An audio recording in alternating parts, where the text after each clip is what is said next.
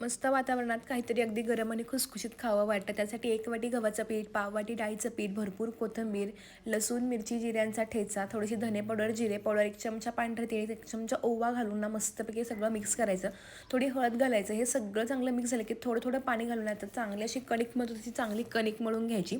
आता ह्याचे छोटे किंवा मोठे तुम्हाला कसे आवडतात किंवा कोणती पद्धत सोपी वाटते त्या आकाराने याचे छोटे किंवा मोठे गोळे करून घ्यायचे आणि गोळे ना अगदी छोट्या छोट्या पुरीवडे लाटून घ्यायचे. आकार जर गोलाकार आला नसेल तर एखाद्या वाटीनं बरोबर गोल असा करून घ्यायचा. तुम्ही ना असे छोटे छोटे लाटण्याच्या ऐवजी एकच ना मोठं लाटून ना मस्त अशा वाटीनं गोलगोलाचे आकार करू शकता.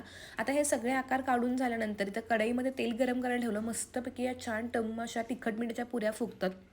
दह्यासोबत नुसत्या खायला किंवा चहासोबत अगदी अप्रतिम लागतात. तुम्हाला माझी आजची रेसिपी जर आवडली असेल तर व्हिडिओला लाईक करून व्हिडिओ कुठून पाहताय हे मला कमेंट करून सांगायला विसरू नका. तोपर्यंत बाय, धन्यवाद.